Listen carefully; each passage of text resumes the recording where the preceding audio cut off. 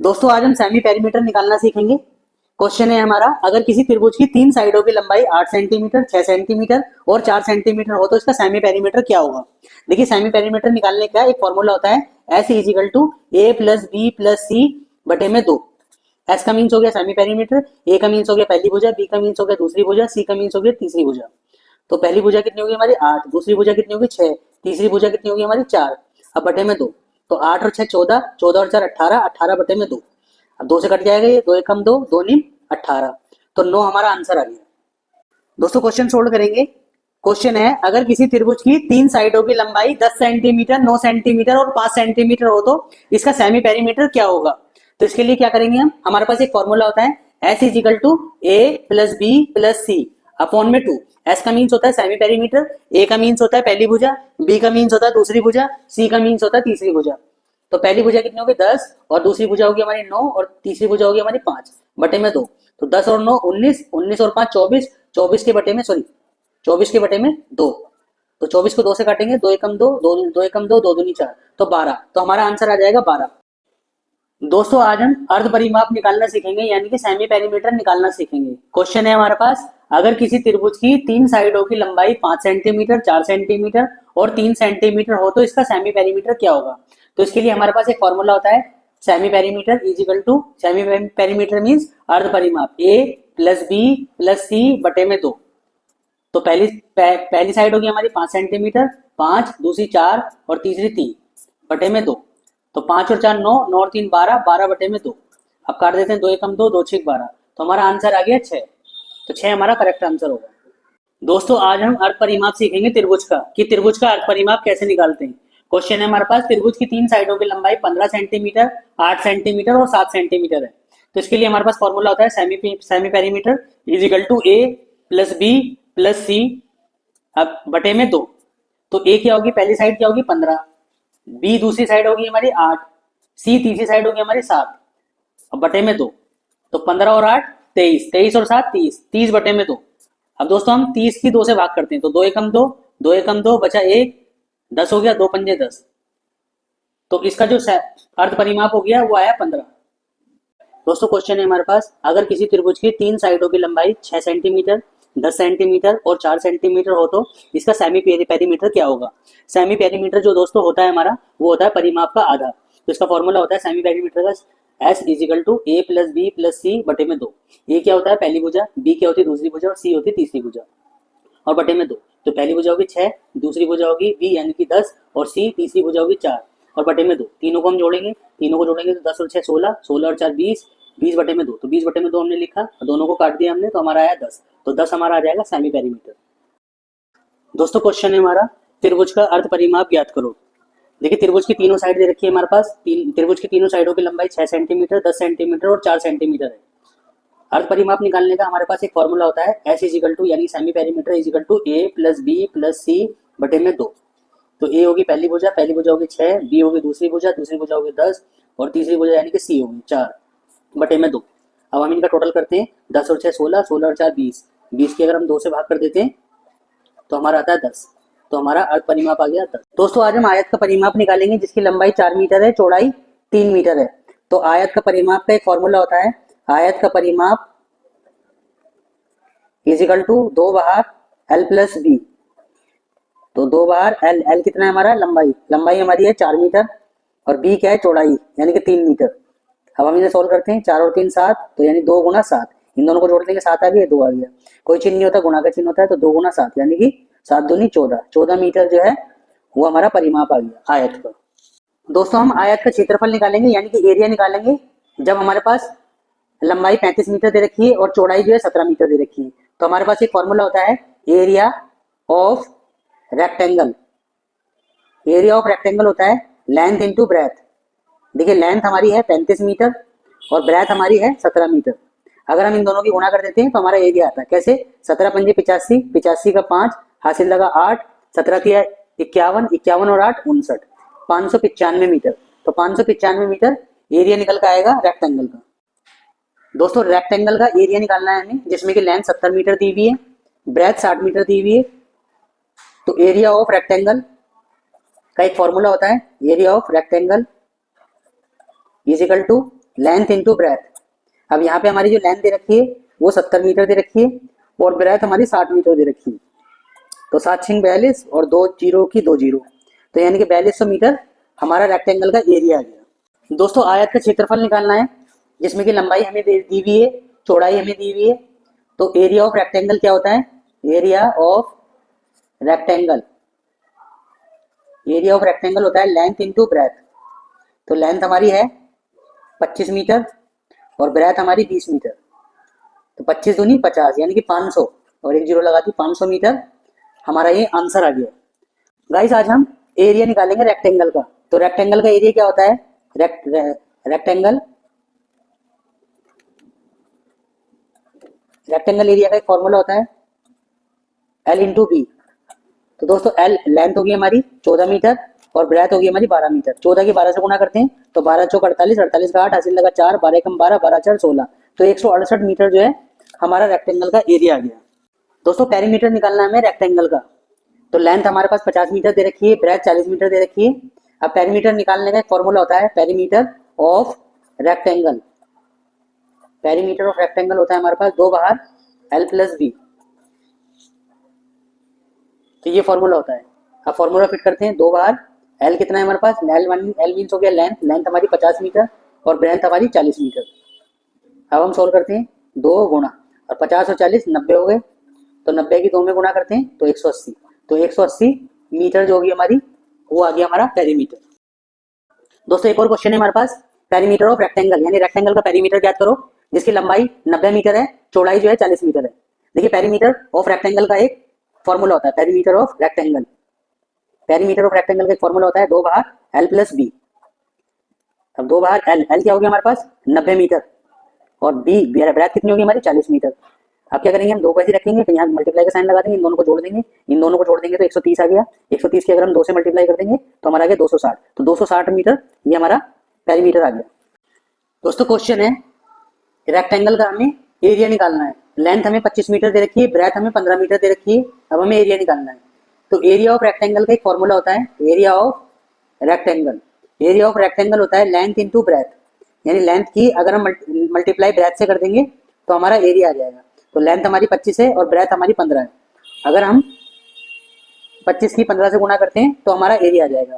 तो हम गुणा करते हैं, 15 पंजे 75, 75 का 5, हासिल लगा 7, 15 दूनी 30, 30 और 7 37, यानी 375 मीटर जो है हमारा एरिया आ गया रेक्टेंगल का। गाइस क्वेश्चन है आयत का परिमाप। आयत का परिमाप ज्ञात करना है जिसकी लंबाई 20 मीटर और चौड़ाई 15 मीटर। तो दोस्तों आयत का जो परिमाप होता है उसका एक फॉर्मूला होता है आयत का परिमाप इजिकल टू 2 बार लंबाई जमा चौड़ाई एल प्लस बी। तो 2 बार लंबाई, लंबाई कितनी हमारी 20 मीटर और चौड़ाई हमारी 15 मीटर है। अब हम सोल्व करते हैं, 20 और 15 35 और 2 यानी 35 की 2 से गुणा करेंगे तो हम 70 हो जाएगा। तो 70 मीटर जो है इसका परिमाप आ गया। गाइस क्वेश्चन है आयत का परिमाप ज्ञात करो जिसकी लंबाई 12 मीटर चौड़ाई 15 मीटर है। तो हमारे पास आयत का परिमाप का एक फॉर्मूला होता है आयत का परिमाप इजिकल टू 2 बार लंबाई जमा चौड़ाई यानी एल प्लस बी। तो 2 बार एल, लंबाई कितनी होगी हमारी 12 मीटर और चौड़ाई कितनी होगी हमारी 15 मीटर। अब हम सॉल्व करते हैं, 15 और 12 27, तो 2 गुणा 27, तो 27 दूनी 54, तो 54 मीटर जो है आयत का परिमाप आ गया हमारा।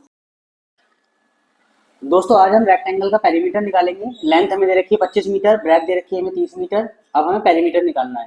देखिए पेरीमीटर का एक फॉर्मूला होता है पेरीमीटर इजिकल टू 2 बार एल प्लस बी, यानी 2 ब्रैकेट एल प्लस बी। तो 2 एल क्या हुआ हमारा? एल हुआ हमारा 25 और ब्रेथ हुआ हमारा 30। तो इन दोनों को जोड़ देंगे हम, 30 और 20 55, 55 की अगर हम 2 से मल्टीप्लाई कर देंगे तो हमारा हो गया 110। तो 110 जो हमारा पेरीमीटर आ जाएगा रेक्टेंगल में। दोस्तों हम आज आयत का क्षेत्रफल निकालना सीखेंगे कि आयत का क्षेत्रफल कैसे निकलता है। देखिए लेंथ हमें 15 मीटर दे रखी है, ब्रेथ हमें 5 मीटर दे रखी है और हमें क्षेत्रफल निकालना है। तो हम फॉर्मूला लगाएंगे एरिया ऑफ रेक्टेंगल। तो एरिया ऑफ रेक्टेंगल होता है हमारा एल इंटू बी। तो एल कितना हो गया? एल मीन्स लेंथ, लेंथ हमारी होगी 15 और ब्रेथ कितनी होगी हमारी 5। 15 की अगर हम 5 से गुणा कर दें, 15 पंजे 75, तो 75 मीटर जो है हमारा एरिया आ जाएगा रेक्टेंगल का। गाइस आज हम रेक्टेंगल का पेरीमीटर निकालना सीखेंगे। लेंथ दे रखी है हमें 14 मीटर, ब्रेथ दे रखी है 10 मीटर। अब पेरीमीटर निकालने का एक फॉर्मूला होता है, perimeter of rectangle is equal to 2 बार एल प्लस बी। अब 2 हमने ऐसे रखा फॉर्मूले के अकॉर्डिंग, और एल कितने है हमारा, यानी कि लेंथ हमारी 14 और ब्रेथ कितनी है हमारी 10। अब हम इन्हें सॉल्व करते हैं, 14 और 10 24, तो 24 की गुणा 2 से करते हैं हम, तो हमारा आता है 48। तो 24 दूनी 48, तो ये हमारा पेरीमीटर ऑफ रेक्टेंगल आ जाए। गाइस आज हम एरिया ऑफ रेक्टेंगल सीखेंगे कि एरिया कैसे निकलता है रेक्टेंगल का। तो रेक्टेंगल के एरिया के लिए हमारे पास लेंथ दे रखी है 90 मीटर, ब्रेथ दे रखी है 40 मीटर। अब हमें एरिया निकालना है, तो एरिया का फॉर्मूला होता है एरिया ऑफ रेक्टेंगल। तो एरिया ऑफ रेक्टेंगल गाइस होता है length into breadth, L into B. तो लेंथ होगी हमारी 90 मीटर और ब्रेथ होगी हमारी 40 मीटर। अब 9 चौक 36 और ये डबल जीरो, तो हमारा एरिया ऑफ रेक्टेंगल आ गया 3600 मीटर। दोस्तों क्वेश्चन है हमारे पास, रेक्टेंगल का हमें पेरीमीटर निकालना है। लेंथ दे रखी है हमें 14 मीटर, ब्रेथ दे रखी है हमें 10 मीटर। अब हमें पेरीमीटर निकालना है, तो पेरीमीटर ऑफ रेक्टेंगल, जो पेरीमीटर ऑफ रेक्टेंगल होता है उसका फॉर्मूला होता है 2 ब्रैकेट एल प्लस बी। अब हम फॉर्मूला लगाएंगे 2, फिर ब्रैकेट लगाया हमने, एल की जगह लेंथ लिखी हमने 14 और बी की जगह ब्रेथ 10 लिख दी हमने। अब हमने क्या करा, 14 और 10 को जोड़ा 24 हो गया, 24 की गुणा हम 2 से करते हैं, तो हमारा आता है 48। तो पेरीमीटर ऑफ रेक्टेंगल आ गया 48, तो 48 हमारा करेक्ट आंसर होगा। दोस्तों क्वेश्चन है हमारे पास, रेक्टेंगल का हमें पेरीमीटर निकालना है। लेंथ दे रखी है हमें 14 मीटर, ब्रेथ दे रखी है हमें 10 मीटर। अब हमें पेरीमीटर निकालना है, तो पेरीमीटर ऑफ रेक्टेंगल, जो पेरीमीटर ऑफ रेक्टेंगल होता है उसका फॉर्मूला होता है 2 bracket L plus B.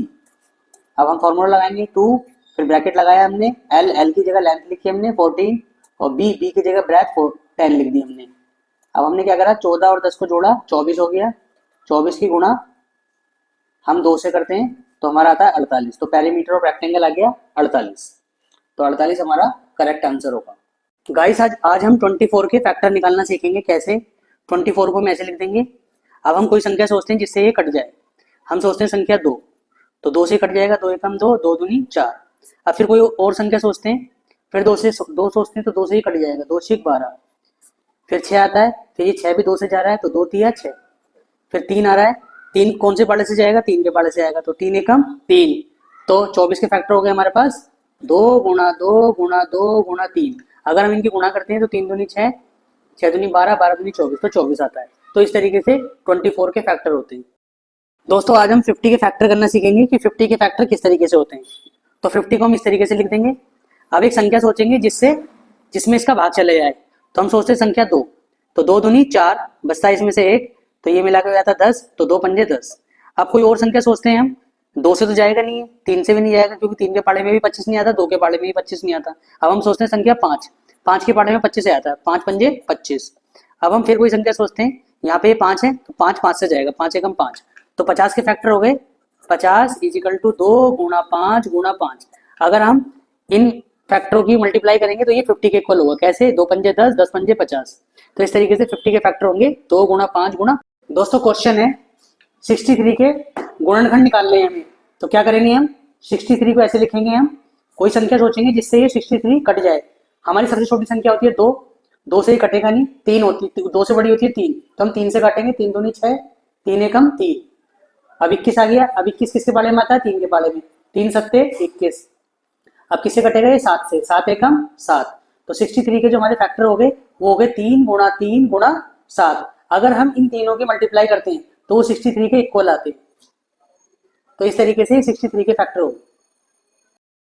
Guys आज हम 96 के फैक्टर करेंगे। 96 के फैक्टर कैसे करेंगे, पहले 96 लिखेंगे इस तरीके से। अब हम देखेंगे किस संख्या से ही कट जाएगा। सबसे पहले संख्या सोचते हैं हम, संख्या सोची हमने 2, 2 से ही कट जाएगा, 2 चौक 8, कितना बचा 1, 16 हो गया, 2 अट्ठे 16। अब हम फिर 2 से काट देते हैं, 2 दूनी 4, 2 चौक 8।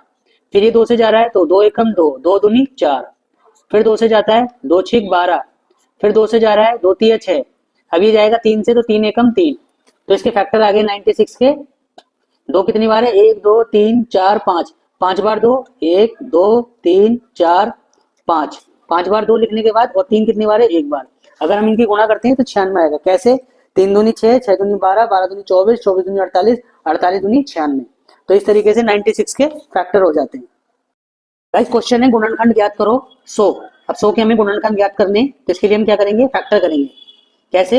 अब ये 100 किससे भाग होगा? 2 से। सबसे छोटी संख्या 2, 2 से भाग होगा तो 2 पंजे 10, आगे 0।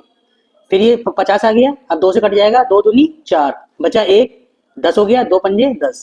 अभी 25 आ गया, 25 किसके पाले में आएगा? सबसे छोटी संख्या होती है हमारी 5, 5 पंजे 25। फिर 5 किससे कटेगा? 5 से, 5 एकम 5। तो 100 के फैक्टर हो गए गाइस। 100 इज इक्वल टू 2 गुना 2 गुना 5 गुना 5, यानी कि 2 दूनी 4, 4 पंजे 20, 20 पंजे 100। दोस्तों क्वेश्चन है 64 के गुणनखंड क्या है? तो 64 के हम फैक्टर करेंगे। कैसे? ऐसे, 2 तिया, पहले 2 से काटेंगे, 2 तिया 6, 2 दूनी 4, फिर 2 से काटेंगे, 2 एकम 2, बचा 1, 12 हो गया, 2 छिक 12। फिर 2 से काटेंगे हम, 2 अट्ठे 16, फिर हम 2 से काट देंगे, 2 चौक 8, फिर 2 से काट देंगे, 2 दूनी 4, फिर 2 से कटेगा, 2 एकम 2। तो 64 के फैक्टर आ गए हमारे। 64 इज इक्वल टू 2 कितनी बार आया? 1 2 3 4 5 6, तो 6 बार 2 लिख देंगे हम। 2 गुना 2 गुना 2 गुना 2 गुना 2 गुना 2, 1 2 3 4 5 6। तो यानी कि 64 के फैक्टर आ गए ये। अगर हम इनकी गुणा करते हैं, 2 दूनी 4 दूनी 8 दूनी 16 दूनी 32 दूनी 64, तो इसके 64 आएंगे। तो 64 के फैक्टर इस तरीके से निकलते हैं। दोस्तों क्वेश्चन है हमारे पास 124 के गुणनखंड निकालने हैं हमें। निकालते हैं हम 124 के गुणनखंड। ये संख्या 2 से चली जाएगी हमारी, 2 छिक 12, 2 दूनी 4, अभी 62 आ गया, किस संख्या से जाएगा? 2 से, 2 तिया 6, 2 एकम 2। अब हमारे पास आ गया 31। 31 किसी भी पाले से नहीं जाएगा, सिर्फ 31 से जाएगा। ना 2 से जाएगा, ना 3 से, ना 5 से, किसी के पाले में 31 नहीं आता। 31 सिर्फ अपने ही पाले में आता। तो 31 एकम 31। तो 124 के जो हमारे फैक्टर हो गए वो हो गए हमारे 2 गुणा 2 गुणा 31। तो 2 दूनी 4, 4 की गुणा अगर हम 31 से करते हैं तो हमारा 124 आता है। तो ये 124 के फैक्टर है। गाइस क्वेश्चन है हमारे पास गुणनखंड ज्ञात करने हैं हमें 128 के। तो कैसे करेंगे हम 128 के गुणनखंड? हमने 128 लिखा, अब हम 2 से काटते हैं, 2 छिक 12, 2 चौक 8, फिर 2 से काटते हैं, 2 तिया 6, 2 दूनी 4, फिर 2 से काटते हैं, 2 एकम 2, 2 छिक 12, फिर 2 से कट जाएगा ये, 2 अट्ठे 16, फिर 8 आया, 2 से कट जाएगा, 2 चौक 8, फिर 2 से जाएगा, 2 दूनी 4, फिर 2 से जाएगा, 2 एकम 2। तो हमारे पास 128 के जो फैक्टर हो गए वो कितने हो गए? 1 2 3 4 5 6 7। तो 7 बार 2, 1 2 3 4 5 6 और एक ये 7। अब अगर हम इनकी गुणा कर देते हैं तो 128 आएगा। 2 दूनी 4 दूनी 8 दूनी 16 दूनी 32 दूनी 64 दूनी 128। तो इस तरीके से 128 के फैक्टर निकाले जाते हैं। दोस्तों आज हम 100 के फैक्टर निकालना सीखेंगे कि 100 के फैक्टर किस प्रकार निकलते हैं। सबसे पहले हमने 100 लिख दिया। अब हम संख्या सोचते हैं जिससे ये कट जाए। हम इसमें पहाड़ा सोचते हैं 2 का। अब 2 का पहाड़ा इसमें चल जाएगा। कैसे? 2 पंजे 10, 0 का 0 ऐसे लिख दिया। अब आता है हमारे पास 50। अब 50 में देखते हैं किसका पहाड़ा चल जाएगा। अगर हम 2 का पहाड़ा चलाते हैं तो 2 दूनी 4, बचा 1, 2 पंजे 10, तो ये कट जाता है। अब आता है हमारे पास 25। 25 किसके पहाड़े में आता है? 2 से तो कटेगा नहीं। अब ये 3 से भी नहीं कटेगा, तो ये दोस्तों कटेगा हमारा 5 से। तो हम 5 का पहाड़ा चलाते हैं, 5 पंजे 25। अब हम फिर सोचते हैं, अब आ गया हमारे पास 5। अब 5 में हम सोचते हैं किसका पहाड़ा चलाएं कि 5 से कट जाए। तो हम 5 का पहाड़ा पढ़ते हैं, तो 5 एकम 5। तो जहां पर आपका 1 आ जाता है यानी कि लास्ट में यहाँ पे, तो यानी कि आपका फैक्टर खत्म हो चुके हैं। तो अब हमारी फैक्टर लिखने की बारी है। 100 के फैक्टर हो गए 2 गुणा 2 गुणा 5 गुणा 5। अगर हम इन सबकी गुणा कर देते हैं तो ये 100 के इक्वल हो जाएगा। कैसे? 2 दूनी 4, 4 पंजे 20, 20 पंजे 100। तो इस तरीके से 100 के हम फैक्टर कर सकते हैं बहुत ही आसान तरीके से। दोस्तों आज हम 62 के फैक्टर करना सीखेंगे कि 62 के फैक्टर किस प्रकार होते हैं। हम क्या करेंगे, 62 लिखा हमने। अब संख्या सोचते हैं किससे इसका डिवाइड हो जाए। सबसे छोटी संख्या होती है हमारी 2। 2 से अगर हम इसका पाड़ा पढ़ते हैं तो 2 तिया 6 और 2 एकम 2। अब आ गया 31। अब हमने सोचा, सबसे छोटी संख्या सोची हमने 2। 2 से नहीं जाता 31, 2 के पाड़े में 31 नहीं आता। फिर हमने 3 सोचा, 5 सोचा, 7 सोचा, 9 सोचा, किसी भी संख्या से नहीं कटता 31, यानी किसी भी संख्या के पाड़े में 31 नहीं आता। तो 31 जाएगा सिर्फ अपने ही पाड़े से, यानी 31 एकम 31। तो जो इसके फैक्टर हो जाएंगे 62 के, वो हो जाएंगे 2 गुणा 31। अगर हम 2 की गुणा 31 से कर देते हैं तो 62 आता है। तो इस तरीके से 62 के हम फैक्टर निकाल सकते हैं। 40 के फैक्टर करना सीखेंगे कि 40 के फैक्टर कैसे होते हैं। देखिए हमने 40 लिखा। अब ये किस संख्या सोचते हैं किस संख्या से ये कट जाए हमारा। यानी कि डिवाइड हो जाए। तो हम 2 सोचते हैं तो 2 दूनी 4 0, फिर 2 से जाएगा 20, 2 धाम 20, फिर 10 किससे जाएगा हमारा, फिर 2 से चले जाएगा हमारा 2 पंजे 10, अब किससे जाएगा 5 से, 5 एकम 5। तो जो 40 के फैक्टर हो गए दोस्तों वो हो जाएंगे 40 इजिकल टू 2 गुणा 2 गुणा 2 गुणा 5, यानी कि 2 दूनी 4, 4 दूनी 8, 8 पंजे 40। तो इस तरीके से 40 के फैक्टर हम कर सकते हैं। दोस्तों आज हम 60 के गुणनखंड करना सीखेंगे। 60 के गुणनखंड करने के लिए हम कोई संख्या सोचते हैं जिससे कट जाए। संख्या तो बहुत सारी है, जैसे कि 2 है, 5 है, 12 है, 15 है, लेकिन हम सबसे छोटी संख्या से काटते हैं। तो 2 तिया 6 0, फिर हम 2 से काटते हैं, 2 एकम 2 बचा 1, 10 हो गया, 2 पंजे 10। अब देखिए 2 से कोई संख्या जा नहीं रही, अब हम 3 से सोचते हैं और 5 से भी जा रहा है, 3 से भी जा रहा है, 5 से भी जा रहा है, तो हम सबसे छोटी संख्या लेते हैं। सबसे छोटी संख्या हमारी 3, जिससे कट जाएगा, 3 पंजे 15। अब आगे हमारे पास 5, 5 किससे कटेगा, 5 से कटेगा, 5 एकम 5। तो 60 के जो फैक्टर आगे वो आगे हमारे पास 2 गुणा 2 गुणा 3 गुणा 5। अगर हम इन सबकी गुणा करते हैं फैक्टरों की तो हमारा 60 आता है। कैसे, 2 दूनी 4, 4 तिया 12, 12 पंजे 60। तो इस तरीके से 60 के हम गुणनखंड कर सकते हैं बहुत आसान तरीके से। दोस्तों आज हम 169 के गुणनखंड करेंगे। इसके लिए हम इसके गुणनखंड करते हैं। 169 हमने ऐसे लिखा। अब संख्या सोचते हैं, सबसे छोटी संख्या सोचते हैं 2, 2 से जाएगा नहीं। फिर हम 3 सोचते हैं, 3 से भी नहीं जा रहा। 5 से सोचते हैं, 5 से भी नहीं जा रहा। हम कोई और संख्या सोचते हैं, हम संख्या सोचते हैं 13, 13 से जा रहा है, 13 एकम 13, बचा कितना 3 और यहाँ पे हो गया 9, यानी कि 39, 13 तिया 39। फिर संख्या सोचते हैं कि किससे 13 कट जाए, तो 13 13 से कट जाएगा, 13 एकम 13। तो 169 के जो फैक्टर हो गए वो हो गए 13 गुणा 13। अगर हम 13 की 13 में गुणा करते हैं तो 169 आता है। तो ये इसके फैक्टर कहलाएंगे। गाइस आज हम 144 के गुणनखंड करना सीखेंगे, यानी कि फैक्टर कैसे करेंगे। 144 को हमने ऐसे लिखा, हम सबसे छोटी संख्या सोचते हैं जिससे ही कट जाए। तो सबसे छोटी संख्या होती है हमारी 2, 2 सत्ते 14, 2 दूनी 4। अब फिर 2 से सोचते हैं तो 2 तिया 6 बचा 1, 2 6 12। फिर 2 से काटते हैं, 2 एकम 2 बचा 1, 16 हो गया, 2 अट्ठे 16। फिर 2 से काटते हैं तो 2 नीम 18। फिर 3 से काटते हैं, 3 तिया 9। फिर 3 से कटता है, 3 एकम 3। तो इस तरीके से 144 के जो फैक्टर हो गए वो आया 1 2 3 4। तो 4 बार 2, 1 2 3 4, 4 बार 2 और 2 बार 3। अगर हम इनकी गुणा करते हैं तो 144 आएगा। कैसे, 2 दूनी 4, 4 दूनी 8, 8 दूनी 16, 16 तिया 48 और 48 तिया 144 होते हैं। गाइस आज हम 121 के गुणनखंड करना सीखेंगे कि 121 के गुणनखंड किस प्रकार होते हैं। सबसे पहले हमने 121 लिखा। अब सभी संख्या सोचते हैं जिससे ही कट जाए। 2 सोचा हमने, 2 के पाड़े में तो 121 आता ही नहीं है। फिर हमने 3 सोचा, 3 के पाड़े में भी नहीं आता। तो संख्या आती है 11। 11 अगर हम सोचते हैं तो 11 का पाड़ा इसमें चल जाएगा। कैसे, 11 एकम 11, इन दोनों में चलाएंगे, 11 एकम 11 बचा 1, फिर 11 हो गया, 11 एकम 11। अब 11 आ गया, अब 11 किससे कटेगा, 11 11 से ही कटेगा। तो हम 11 एकम 11। तो 121 के जो फैक्टर होंगे गाइस वो हो जाएंगे 11 गुणा 11। अगर हम 11 की 11 में गुणा कर देते हैं तो 121 आता है। तो ये इसका करेक्ट आंसर होगा। गाइस आज हम 80 के गुणनखंड करेंगे। कैसे, देखिए 80 को लिखा हमने। अब कोई संख्या सोचते हैं सबसे छोटी। छोटी संख्या होती है हमारी 1, लेकिन 1 से तो काटेंगे नहीं, 2 से काटेंगे। तो 2 चौक 8, 0 का 0। फिर 2 से काटेंगे, 2 दूनी 4 0। फिर 2 से काटेंगे, 2 एकम 2 0। फिर काटेंगे हम 2 से, 2 पंजे 10। अब आता है हमारे पास 5, 2 से तो जाएगा नहीं, ये जाएगा 5 से, तो 5 एकम 5। तो 80 के फैक्टर हमारे हो गए 2 गुणा 2 गुणा 2 गुणा 2 गुणा 5। यानी अगर इन सबकी गुणा करते हैं तो 80 आता है। 2 दूनी 4, 4 दूनी 8, 8 दूनी 16, 16 पंजे 80।